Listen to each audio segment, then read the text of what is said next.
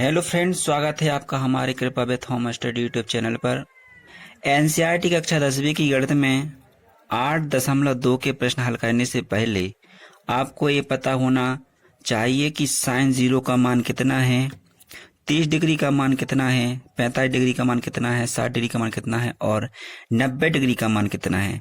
बच्चे अक्सर कहते हैं कि मुझे मान याद नहीं होते हैं। हाँ, हालांकि ये मान नहीं हो पाते हैं याद, तो मैं इस वीडियो के माध्यम से आपको बताऊंगा कि आसानी से जब याद ना हो तो हम ट्रिक की मदद से कैसे निकालेंगे, इन वैल्यू को और याद कैसे करेंगे वो मैं आपको शेयर करने वाला हूं। तो आइए शुरू करते हैं। जैसा कि आप देख सकते हैं कि एंगल एक किसी त्रिभुज का कोई एक कोण है जिसका 0 डिग्री, 30 डिग्री, 45 डिग्री और 60 डिग्री और 90 डिग्री की वैल्यू निकाल ली है। सो फ्रेंड, हम शुरुआत करते हैं पूर्ण संख्या से। तो हम सबसे पहले लिखेंगे 0, फिर 1, 2, 3, 4। अब क्या करेंगे, सबसे बड़ी संख्या कितनी है, 4 है, तो सबको 4 से भाग दे देंगे। सभी संख्याओं में 4 से भाग देंगे। देखो, 0 के बटे में 4, 1 के बटे में 4, 2 के बटे में 4, 3 के बटे में 4 और 4 के बटे में 4।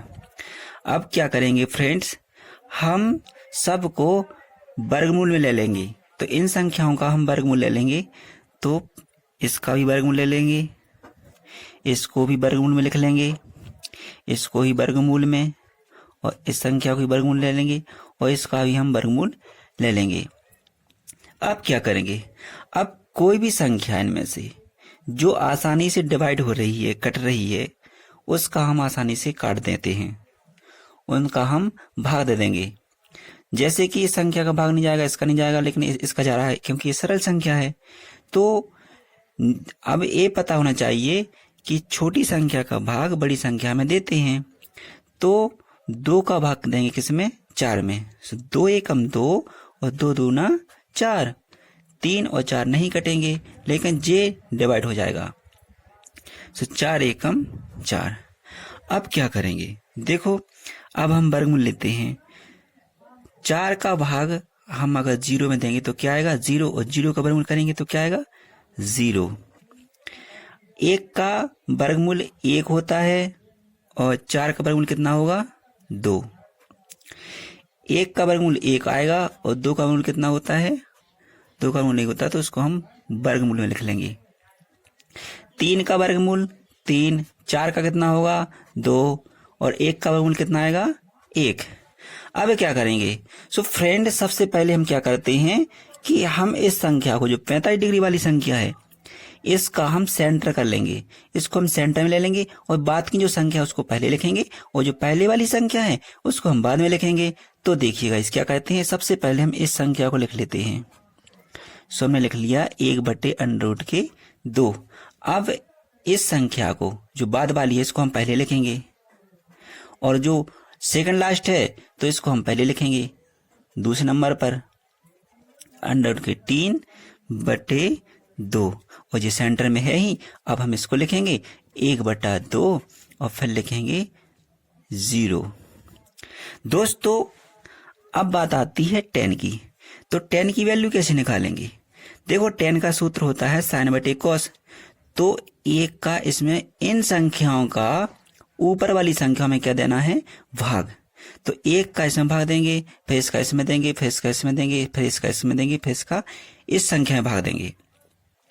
तो फ्रेंड क्या करेंगे, 1 का भाग हम 0 में देंगे तो क्या आएगा, 0। इसका भाग हम इसमें दे रहे हैं, तो देखो 2 से 2 डिवाइड हो गई संख्या, तो 2 से 2 कट जाएगी। ऊपर बचेगा क्या, 1, और नीचे क्या बचेगा, √3। अब इसी प्रकार √2 से √2 संख्या क्या हो जाएगी, कैंसिल हो जाएगी। ऊपर 1 और नीचे 1, तो 1 का 1 में डिवाइड करेंगे तो क्या आएगा, 1। मतलब 1 का 1 में भाग देंगे तो 1 ही तो आएगा। अब नीचे देखिए, नीचे संख्या 1/2 है, ऊपर संख्या कितनी है, √3/2। तो हम क्या करेंगे, इस संख्या के इसमें भाग देंगे तो 2 से 2 डिवाइड हो जाएगी। ऊपर बचेगा अंडर रूट के 3 और नीचे 1, 1 का कोई महत्व नहीं, तो यहाँ पे क्या करेंगे अंडर रूट के 3, 1 नीचे लिखा नहीं जाता। अब 0 का भाग हम 1 में देंगे तो क्या आएगा अनंत, इनफिनिट, अनलिमिटेड संख्या आएगी। 0 का हम किसी संख्या में भाग देते हैं तो क्या मिलता है अनंत। अब बात आती है कॉट की। तो दोस्तों सबसे जो 45 वाली 10 45 की वैल्यू कितनी है 1, इसी को हम सेंटर लेकर चलते हैं तो हम 1 लिख लेंगे क्या बीच में। अब जो बाद वाली संख्या है उसको पहले लिखेंगे, जो पहले वाली संख्या है उसको क्या कहाँ लिखेंगे बाद में, तो अनंत सबसे पहले, फिर कितना आएगा अंडर रूट के 3, फिर कितना आएगा जे वाली संख्या आएगी 1/√3। अब कितनी आएगी 0। दोस्तों करना क्या है, अब हमें निकालनी है सेक की वैल्यू। तो सेक का सूत्र आपने देखा होगा क्या है, जो पहले भी पढ़ चुके हैं, उसका सूत्र है 1/cos। तो हम cos की वैल्यू को हम क्या कर देंगे जस्ट उल्टा कर देंगे। तो क्या करेंगे 1 को हम नीचे लाएंगे तो 1 नीचे आ गया और 1 ऊपर है, तो 1 का 1 में डिवाइड करेंगे तो क्या आएगा 1 ही तो आएगा। इसको घुमा दो, इसका व्युत्क्रम ले लो, तो ऊपर 2 और नीचे रूट के 3।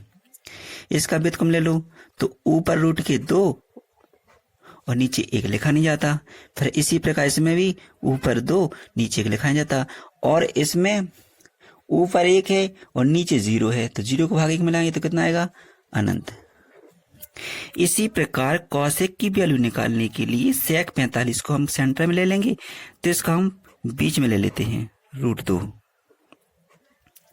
अब जो बाद की संख्या है उनको पहले लिखेंगे, जो पहले वाली संख्या है उसको बाद में लिखेंगे।